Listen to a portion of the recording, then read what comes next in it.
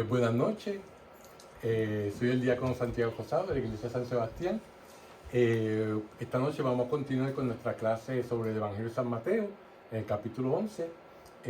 Pero antes de empezar la clase, como siempre, vamos a hacer la oración para antes de leer la Sagrada Escritura.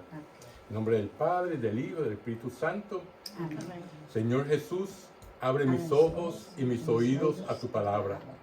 Que lea y escuche yo tu voz y medite tus enseñanzas. Despierta mi alma y mi inteligencia para que tu palabra penetre en mi corazón y pueda yo saborearla y comprenderla. Dame una gran fe en ti para que tus palabras sean para mí otras tantas luces que me guíen hacia ti por los caminos de la justicia y de la verdad. Habla, Señor, que yo te escucho y deseo poner en práctica tu doctrina, porque tus palabras son para mí vida, gozo, paz y felicidad. Habla, Señor, tú eres mi Señor y mi Maestro, y no escucharé a nadie sino a ti. Bueno, pues entonces, como hemos dicho, vamos entonces a seguir con la segunda parte de Jesús, signo de contradicción, que es lo que caracteriza este capítulo del Evangelio de San Mateo. Vamos entonces a empezar leyendo los versículos 16 al 19 del capítulo 11, que dice así: ¿Con quién puedo yo comparar a la gente de hoy? Son como niños sentados en la plaza, que se quejan unos a otros. Les tocamos la flauta y ustedes no han bailado. Les cantamos canciones tristes y no han querido llorar. Porque vino Juan, que no comía ni bebía, y dijeron: está endemoniado. Luego vino el Hijo del Hombre, que come y bebe, y dicen: es un comedón y un borracho, amigo de cobradores de impuestos y pecadores. Con todo, se comprobará que la sabiduría de Dios no se equivoca en sus obras. Palabra de Dios. Fíjense que en labios de Jesús la palabra generación tiene, por lo general, un sentido despectivo. O sea, cuando se refiere a esta generación, usualmente es que va a decir algo negativo sobre la actitud, los pensamientos y el comportamiento de las personas que están viviendo en ese tiempo. Y eso pues lo vemos en los capítulos, lo vamos a ver todavía un poquito más marcado en los capítulos 12 y en el 19 de este Evangelio de San Mateo, cuando lleguemos ahí, ¿verdad? Pero eso es algo que es una palabra que inmediatamente nos tiene que despertar, prender la bombilla, como quien dice: ok, aquí viene un regaño, aquí viene algo que él quiere puntualizar, que las personas no están haciendo bien, ¿verdad? Este matiz se acentúa aún más cuando se le añade el calificativo de malvada y adúltera, que se usa aquí mayormente en, en el capítulo 12, que es el próximo que vamos a ver, ¿verdad? Aquí solamente se refiere a esta generación, ¿verdad? Pero lo dice mayormente más tarde, le añadan estos calificativos. Aquí se designa principalmente a los dirigentes del pueblo, ¿verdad? Eran los que él usualmente utilizaba esta palabra para describirlo, esta generación, para los dirigentes del pueblo judío, que siempre estaban dispuestos a criticar a los enviados de Dios y siempre reacios a recibir su enseñanza. O sea que no solamente algo que se le pasó a Jesucristo nada más, sino que eso lo vemos desde la época de los profetas, ¿verdad? Obviamente casi todos los profetas o fueron encarcelados o fueron maltratados, y muchos de ellos fueron hasta asesinados, ¿verdad? ¿Por qué? Porque el mensaje que ellos llevaban de Dios al pueblo judío no les caía bien. ¿Por qué? Porque le estaba diciendo que la manera que ellos estaban viviendo, que ellos estaban comportando, verdaderamente no iba acorde con las enseñanzas de Dios. Y muchas veces el pueblo, los dirigentes del pueblo, en este caso de estos tiempos, los fariseos, los saduceos, ¿verdad? Lo que hacían era que transversaban el mensaje de la Escritura y lo utilizaban para su conveniencia, como hemos visto en otras partes de la Escritura y como lo vamos a ver más adelante también.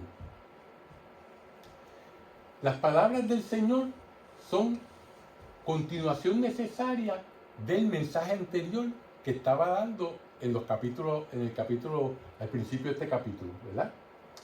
El Bautista y sus discípulos han comprobado que las obras de Jesús son las obras del Mesías. Eso lo vimos al principio de este capítulo, donde el Bautista envió a sus discípulos y dijeron: ¿eres tú el Mesías o tenemos que esperar a otro, verdad?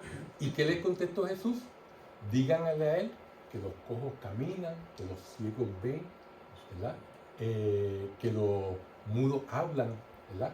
¿Y por qué? ¿Por qué le dijo eso? Porque eso era lo que el profeta Isaías había dicho, que era lo que venía a hacer el Mesías, ¿verdad?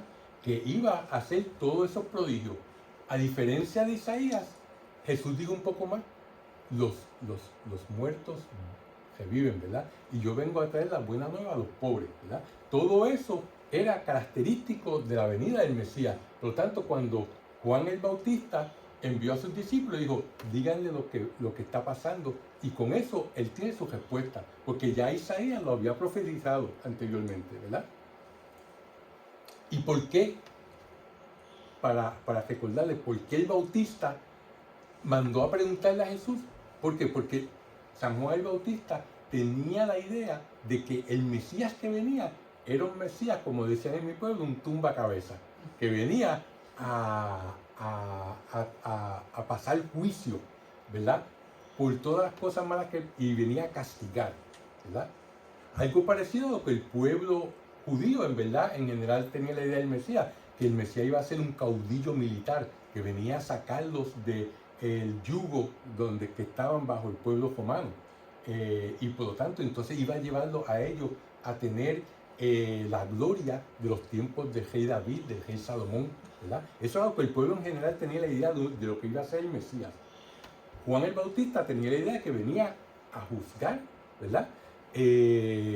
La conducta de las personas, no de una manera militar, pero sí que venía como una persona que venía, un juez, a pasar el juicio y a castigar.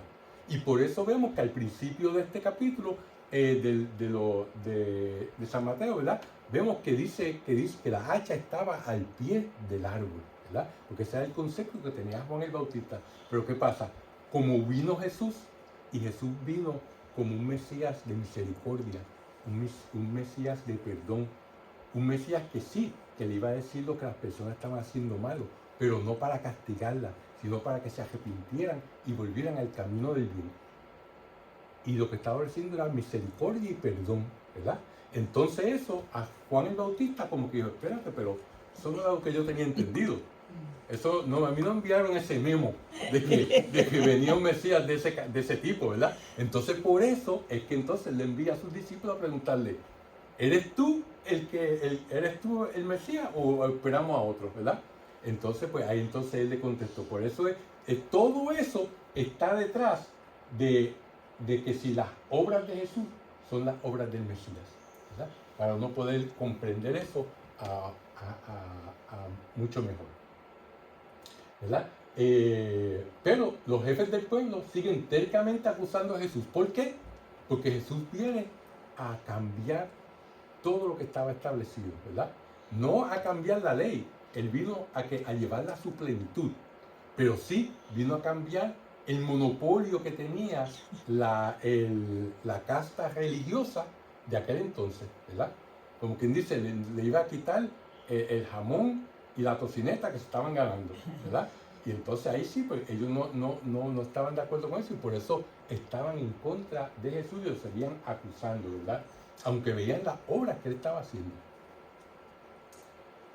Por eso Jesús se refiere nuevamente a las obras, ¿verdad? En este versículo 19 que acabamos de leer. Son ellas las que atestiguan la verdad de su ser y de su misión. Como él les dice en otras ocasiones, si no creen por mis palabras, crean por las obras, ¿verdad? Crean por lo que yo hago, ¿verdad? Pero como dicen, no hay peor ciego que aquel que no quiere ver, ¿verdad? Y así estaban en aquel entonces los jefes religiosos, y así todavía hoy en día también, ¿verdad? Porque estos líderes religiosos, cuando nosotros nos referimos a líderes religiosos, no estamos solamente refiriendo a líderes de la religión judía. Estos líderes religiosos eran líderes religiosos, políticos y sociales. O sea, era todo en uno, ¿verdad? Hoy en día los tenemos divididos. Sí. Tenemos dirigentes políticos, dirigentes sociales, dirigentes religiosos, ¿verdad? Pero en aquel entonces todos estos dirigentes religiosos, todos esos tres sombreros, ellos lo usaban, ¿verdad? Por lo tanto, eso no solamente se aplica en aquel entonces, se aplica hoy en día, ¿verdad? Como la ceguera de muchos líderes, ¿verdad? Están llevando a la sociedad por un camino equivocado, un camino en contra de lo que Dios nos enseña, de lo que está en la Sagrada Escritura. Y muchas veces dentro de la iglesia hay también líderes que están ciegos, tratando de llegar a la iglesia hacia un camino que es equivocado, ¿verdad? Pero de eso, pues, es algo que podemos discutir por mucho tiempo, pero verdaderamente lo vamos a dejar ahí por el momento. Entonces, con la mención a alguna canción popular o a un juego de niños de entonces, Jesús reprocha a los hombres que se resisten a conocerle la sinrazón de sus excusas, ¿verdad? A Jesús le gusta dar muchos ejemplos. Las obras de Jesús y de Juan Bautista testimonian que uno y otro llevan a cabo lo que la sabiduría divina había determinado para la salvación de los hombres. El hecho de que algunos no los reconozcan no va a impedir que se cumplan los planes de Dios, ¿verdad? Eso es algo que verdaderamente pues nosotros tenemos que estar conscientes de ello. No importa que nosotros vayamos hacia la izquierda, si el camino de Dios hacia la derecha se va a cumplir, empece a lo que la sociedad, empece a lo que nosotros nos opongamos, ¿verdad? Es como uno decir, yo no creo en la ley de la gravedad. Voy a volar de un edificio. Pues usted no podrá creer en la gravedad, pero usted se tira de un edificio y va a caer en la acera, ¿verdad? Y le va a doler. Pues de la misma manera es con Dios, ¿verdad? Los planes que tiene Dios se van a cumplir en pese a la ayuda que nosotros les vayamos a dar, entre comillas, ¿verdad? Sea una ayuda positiva o negativa.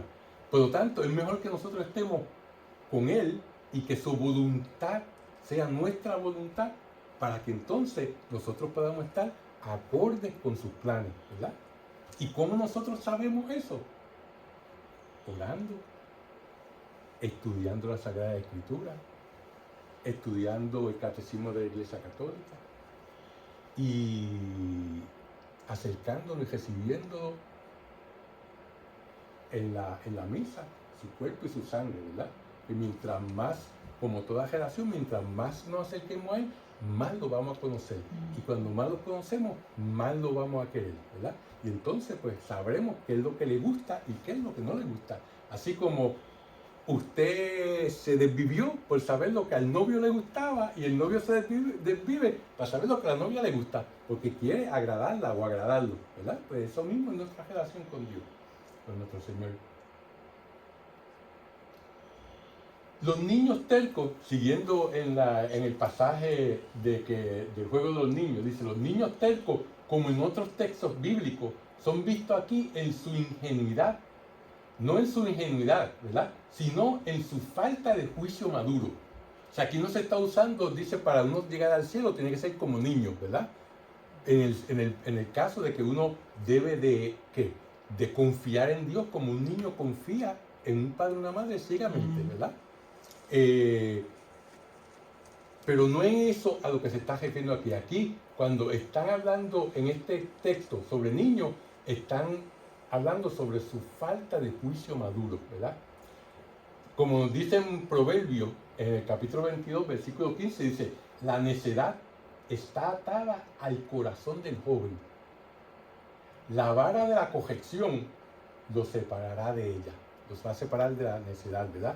Y esa vara de la corrección es Papá Dios, ¿verdad? Que nos lleva por el camino muchas veces, y muchas cosas que nosotros creemos que nos han pasado que son malas, pero verdaderamente son para nuestro bien. Yo siempre pongo el ejemplo del niño que va a cruzar la calle, ¿verdad? Va a tratar de cruzar la calle, el papá o la mamá lo agarra del brazo y hasta le da una buena nalga, ¿verdad? Y en ese momento el niño no le gusta y llora y ve al papá o a la mamá como alguien malo. Pero cuando crece se da cuenta que fue porque lo hicieron porque lo querían. No quería que cruzara la calle otra vez, ¿verdad? Por lo tanto, fueron fuertes y lo castigaron. Pues de esa misma manera, muchas veces nosotros queremos cruzar la calle y Dios sabe que nos va a pasar un camión de 18 juegas, ¿verdad? Por lo tanto, Él nos agaja y nos da una palmadita y entonces uno se vuelve un león y dice, tú eres un justo y tú eres esto y ¿por qué me pasa a mí? Y esto y lo otro, pero luego podemos ver que ha sido por nuestro bien. Y algunas veces no lo podemos ver, tal vez lo veremos cuando lleguemos allá arriba, ¿verdad? Pero la cuestión es que tenemos que confiar en Él, porque todo lo que nos pasa a nosotros, de una manera o de otra, es parte del plan de Dios para nuestra salvación. Por el contexto, la reprensión se dirige a los jefes, ¿verdad?, del pueblo, que acusan a Jesús ¿de qué? De comedón y de bebedor, amigo de publicanos y pecadores. O sea que es palos y boga y palos y no boga, ¿verdad? Juan el Bautista era demasiado ascético. Se vestía con una piel de camello, lo único que comía era langosta, pero no langosta las que uno cree que sacan del mar con el jabito, no, son lo que los grillos esos grandes, eso es lo que es langostas, ¿verdad? Y eso es lo que él se comía. Y de vez en cuando miel también para la vitamina A y la vitamina C. Por lo tanto, eso es, lo criticaban por eso. Entonces vino Jesús, que le gustaba la fiesta, le gustaba pues darse su palito de vinito, convirtió agua en vino, ¿verdad? En moderación, claro está. Le gustaba compartir, le invitaban a comer y nunca decía que no. Y entonces decían, espérate, esto es un comedón y esto es un bebelata, espérate.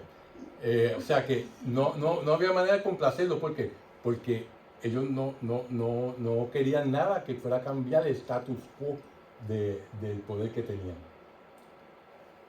Por lo tanto, las palabras del Señor son también una advertencia para nuestra insensatez, pues cogemos el riesgo de no darnos cuenta de la grandeza de la plenitud de vida que Dios nos ha dado con Jesucristo. Muchas veces lo tomamos por dado, ¿verdad? Sobre todo nosotros que nacimos y nos criamos en una familia católica y de chiquitos nos llevan a la iglesia, muchas veces se convierte como una tradición, parte de lo que se hace rutinariamente, y no le damos la importancia ni agradecemos ese regalo que nos han dado. Pero sin embargo, muchas veces nosotros vemos hermanos separados que se convierten, ¿verdad?, al catolicismo, o otras personas que nunca han tenido una religión. Esas personas, usted habla con ellos y verdaderamente ellos valoran lo que la iglesia ofrece, valoran los sacramentos, y son de los defensores más fuertes de la iglesia. ¿Por qué? Porque ellos lucharon y se dieron cuenta y fueron cuesta arriba para poder recibir el premio de poder recibir la Eucaristía, de poder recibir los sacramentos, ¿verdad? Y nosotros, pues, como desde chiquito me llevaron a la catequesis, hice la primera comunión y fue ahí como que fue suavecito, como que no me lo gané, como que me lo dieron en bandeja de plata, ¿verdad? Y entonces, pues por eso muchas veces no nos damos cuenta de la grandeza, de la plenitud que Dios nos ha dado con Jesucristo, ¿verdad? Y aquí pues tenemos que traer a Anastasio de Antioquía, porque él nos dice algo al respecto, que es lo que vamos a leer aquí a continuación. Él nos dice en uno de sus sermones, nos dice, llegaremos a la consumación cuando llegue el tiempo prefijado por el Padre. O sea, el final de los tiempos, ¿verdad? O cuando nos muramos, porque es el final de los tiempos de nosotros. Uno piensa, la segunda venida, sí, pero cuando uno se muera es ya el final de esta etapa, ¿verdad? Por lo tanto, cuando llegue el tiempo prefijado por el Padre, cuando dejando de ser niños, alcancemos la medida del hombre perfecto, ¿verdad?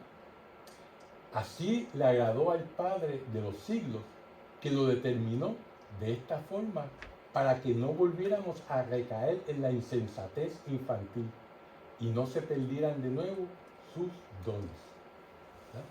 O sea que nosotros, verdaderamente, no solamente cuando nos muramos, sino en esta vida nosotros debemos de dejar de ser niños, como dice San Pablo, que nosotros somos como niños, ¿verdad? Y cuando somos niños se nos da lechecita, ¿verdad? Porque no podemos comer un bistec y unas papas fritas.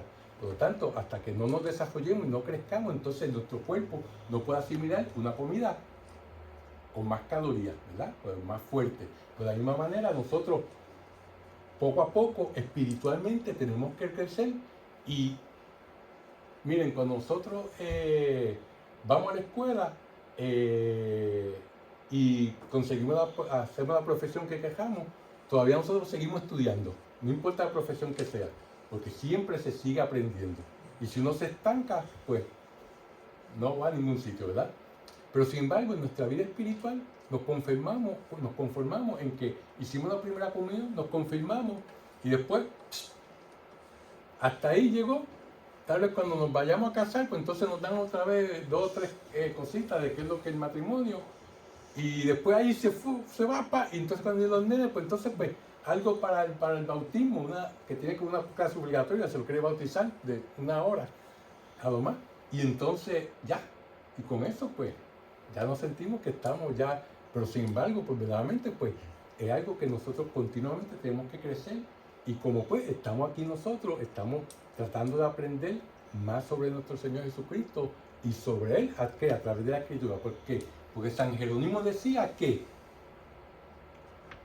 ignorancia de las Escrituras es ignorancia de Cristo. Si no conocemos la Escritura, no podemos conocer a Cristo, ¿verdad? Porque las Escrituras, que son las cartas de amor que Dios y que Cristo nos ha enviado a nosotros. Así que por lo tanto, tenemos que entonces aprender, dejar de ser niños y tratar de ser ese hombre perfecto, que no va a ser hasta que obviamente lleguemos a la presencia de Dios, ¿verdad? Pero por lo tanto tenemos que evitar recaer en la insensatez infantil, en el pecado, ¿verdad?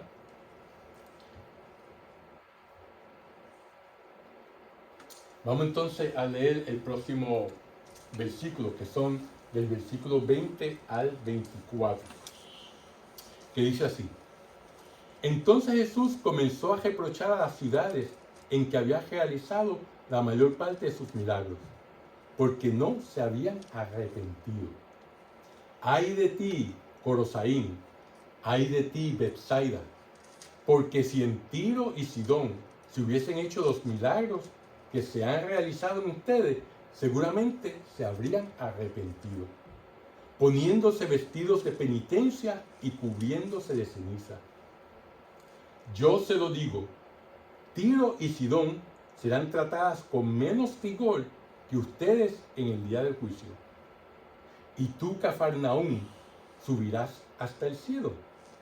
No, bajarás donde los muertos, porque si los milagros que se han realizado en ti se hubieran hecho en Sodoma, todavía hoy existiría Sodoma. Por eso les digo que en el día del juicio, Sodoma será tratada con menos rigor que ustedes. Palabra de Dios. Bueno, estas lamentaciones precedidas por una introducción que explica el motivo de las mismas, ¿verdad? Que fue lo que vimos anteriormente.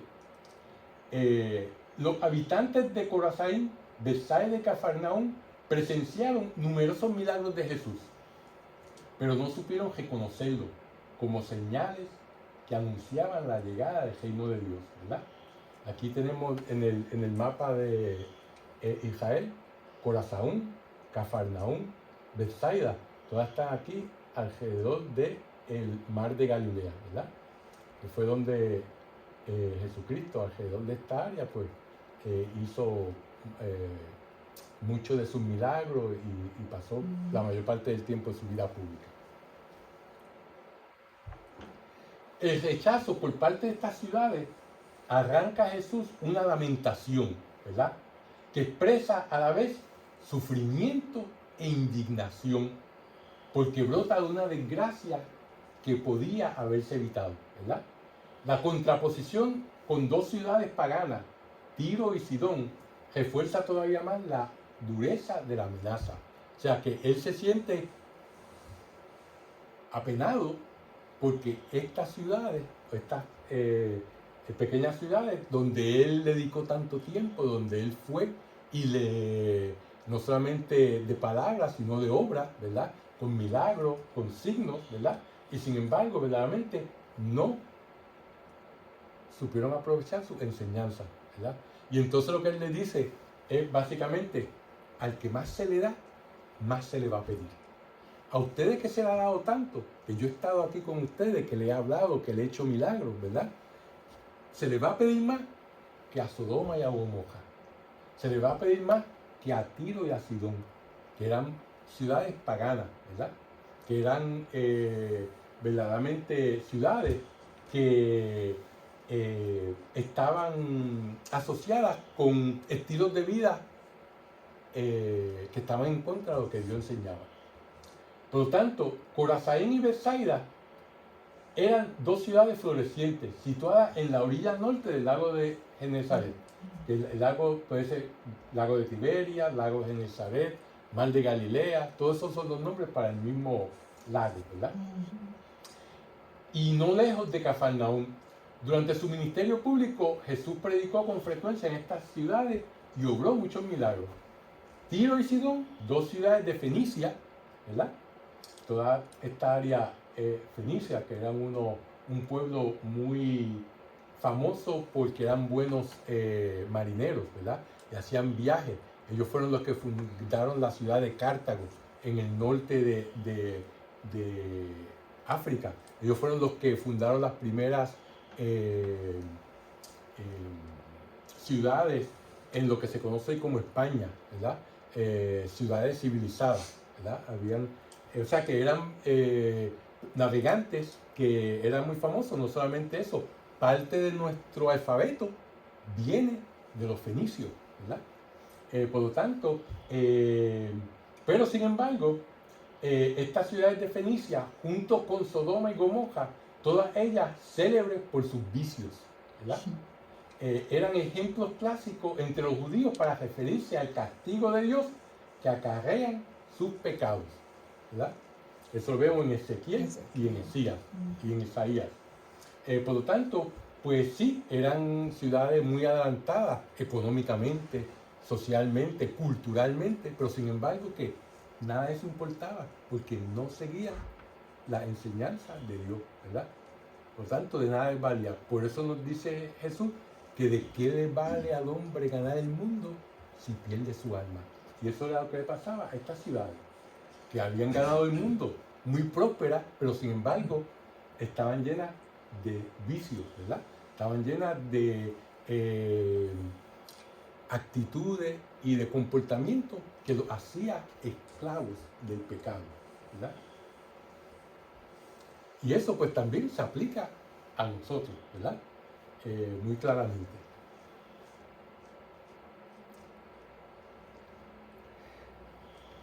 Corazón estaba situado a 3 kilómetros al noroeste del lago de Galilea, ¿verdad?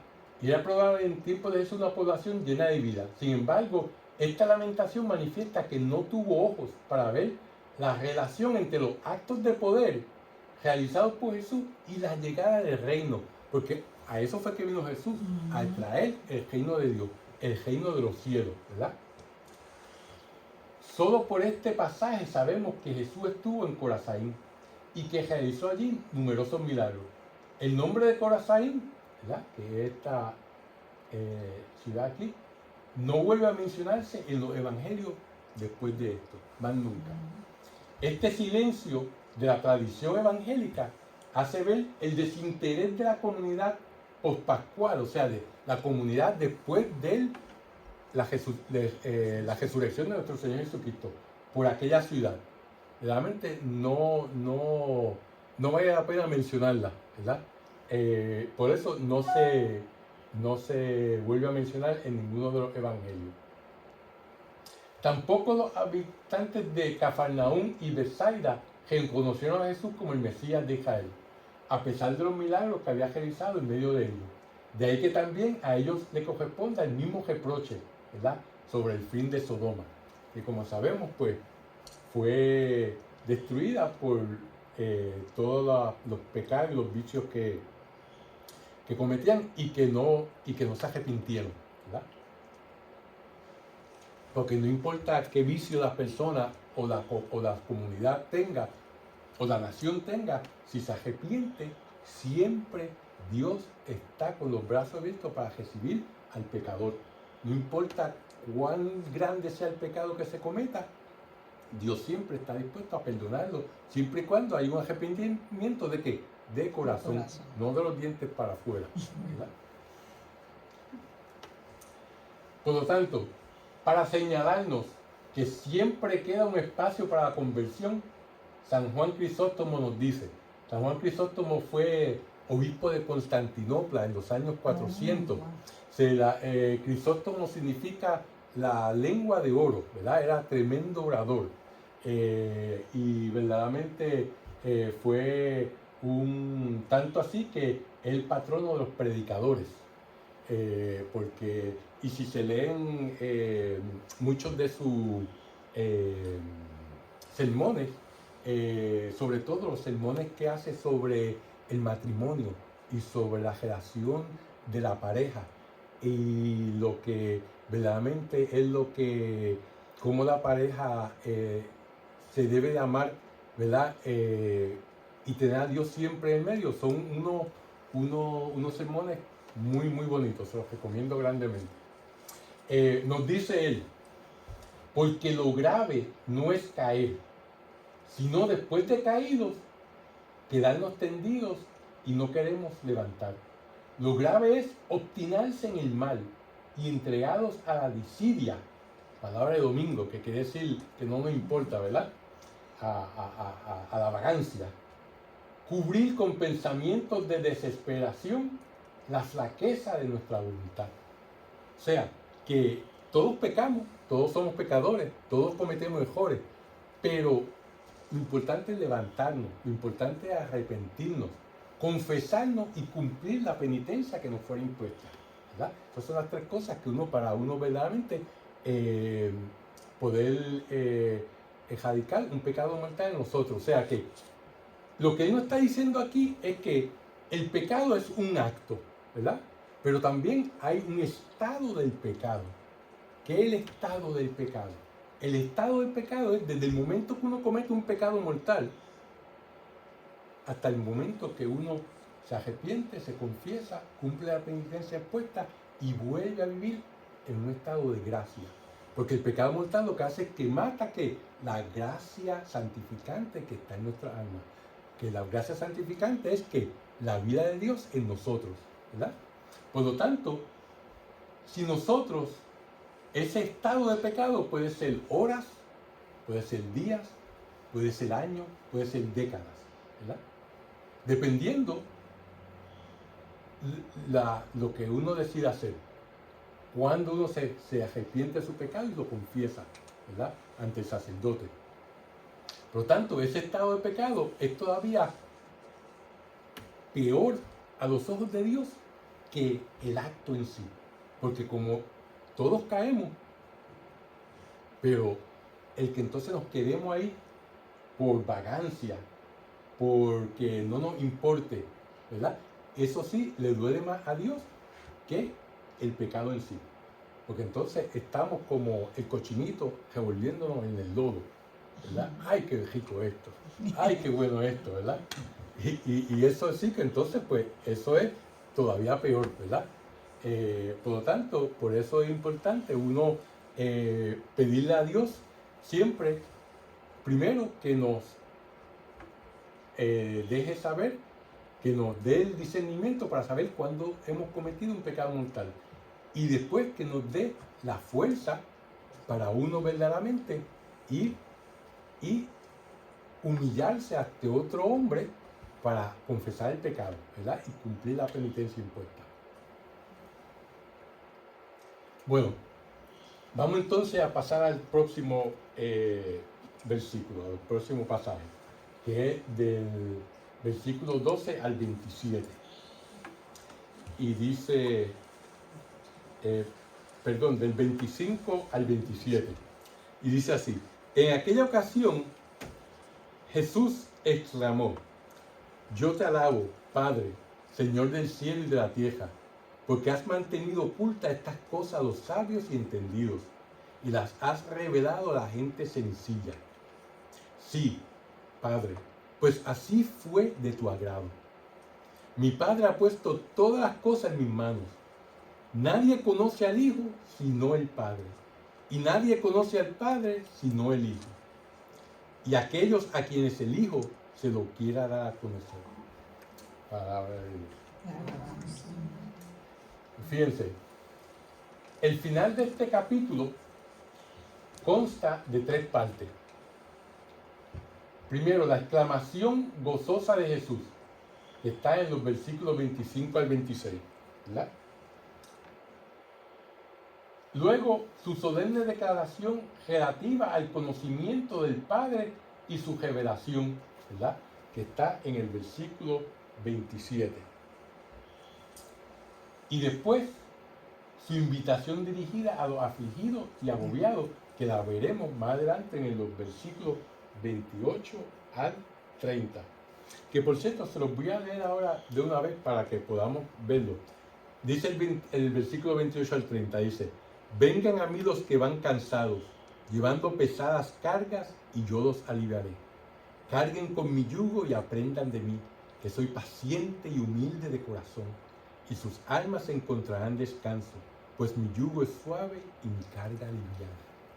Pero eso le vamos a dar más, vamos a enfocarlo un poquito más adelante, más en detalle.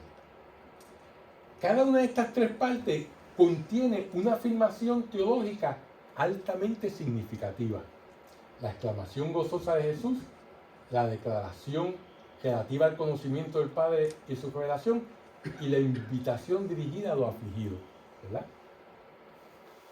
Fíjense, la frase introductoria que decía en aquel tiempo o en aquella ocasión relaciona este himno con la desazón de Jesús por la indiferencia de esta generación, que lo vimos ya en los versículos 16 y 19, y con su lamentación por la actitud impenitente de las ciudades de Galilea, que no le hicieron caso. Como quien dice, perdí mi tiempo con ustedes, después de todo lo que yo les dediqué, después de toda la saliva que gasté, ¿verdad? Y sin embargo, no me hicieron caso. La referencia a la misteriosa sabiduría de Dios, que oculta estas cosas a los sabios y prudentes, y las revela a los pequeños, explica de alguna manera por qué esta generación no ha dado señales de arrepentimiento. Y recuerden que esta generación se está refiriendo ¿a qué? A los dirigentes religiosos del pueblo de Israel. Que no solamente eran los dirigentes religiosos, sino los dirigentes sociales y políticos de esa época, ¿verdad? Por eso dice, será ocultado a ellos, pero se está revelando a los pequeños, a los humildes. En contraste con las palabras sobre los que no creen en Él, Jesús se llena de gozo por los que le aceptan, la gente sencilla y humilde, que no confía en su propia sabiduría, como los que se estiman a sí mismos por prudentes y sabios de este mundo, ¿verdad? Esta es una de las oraciones más bellas y explícitas que tenemos de Jesús, ¿verdad? Donde Él verdaderamente se regocija porque lo han aceptado los que son sencillos y humildes, ¿verdad? Nos dice el Catecismo de la Iglesia Católica, nos dice que su conmovedor sí, Padre, cuando dice, ¿verdad?, cuando empieza esta oración, expresa el fondo de su corazón, su adhesión al querer del Padre, que fue un eco del fiat, o sea, del sí, de su madre, en el momento de su concepción, y que preludía lo que diría el Padre en su agonía. O sea, que va al pasado, al presente y al futuro. Al pasado cuando su madre dio el sí, en el presente cuando él está diciendo sí, Padre, y cuando esté en su agonía en la cruz, ¿verdad? Toda la oración de Jesús está en esta adhesión amorosa de su corazón de hombre al misterio de la voluntad del Padre. Como Dios, él sabía, pero como hombre, él seguía descubriendo la voluntad del Padre, ¿verdad? Por eso su entrega a la oración continua, ¿verdad? Cuando dice que se iba solo a orar, ¿verdad? Él es Dios y hombre, dos naturalezas en una sola persona, ¿verdad? Eso es lo que llamamos la hipostasis, ¿verdad? Que es Dios y hombre. Por lo tanto, ese sí, Padre, encierra en sí todo esto. El sí de su madre, ese querer de hacer la voluntad de su Padre, ¿verdad? Hasta el momento de su muerte, ¿verdad? Y como hombre, adherirse al misterio de la voluntad de Dios. Bueno, como les leí ya el versículo 28 y 30, lo voy a leer una vez más, porque realmente es un pedazo muy importante. Dice: vengan a mí los que van cansados, llevando pesadas cargas, y yo los aliviaré. Carguen con mi yugo y aprendan de mí, que soy paciente y humilde de corazón, y sus almas encontrarán descanso, pues mi yugo es suave y mi carga liviana. Fíjense, el yugo al que se refiere en este versículo 29 es una palabra que se utilizaba para referirse a ¿qué? A la ley de Moisés, ¿verdad? Que con el paso del tiempo se había sobrecargado de minuciosas prácticas insoportables, como nos dice los Hechos de los Apóstoles, y a cambio no daba la paz al corazón. O sea que la ley que Dios le dio a Moisés, estaban los 10 mandamientos, ¿verdad? Todo lo que, si se han leído el Pentateuco, o sea, los primeros 5 libros de la Biblia, vemos el libro de Levítico, vemos el libro de los Números, donde se dan todas esas reglas, ¿verdad? Pero a todo eso, los dirigentes religiosos habían ido añadiendo leyes sobre leyes hasta llegar hasta 600 y pico de leyes, ¿verdad? Extras a los 10 mandamientos, ¿verdad? Y por lo tanto habían hecho ese yugo bastante pesado. Por eso Jesús le dice muchas veces que son una raza de víboras, ¿verdad? Que lo que ellos le imponen al pueblo a seguir, ellos mismos no están dispuestos a seguirlo, ¿verdad? Por lo tanto, pues en vez de darle paz al corazón de las personas, lo que hacía era que los llenaba de ciertos requisitos que ellos tenían que cumplir, que les costaba dinero, tiempo, trabajo, y que no era que eso, sino que eran innecesarios, ¿verdad? Por lo tanto, el tomar sobre sí el yugo es también una expresión metafórica, ¿verdad? Es algo que del lenguaje rabínico, o sea, de los maestros de la religión judía, que designaba la aceptación y el reconocimiento de la doctrina de un maestro.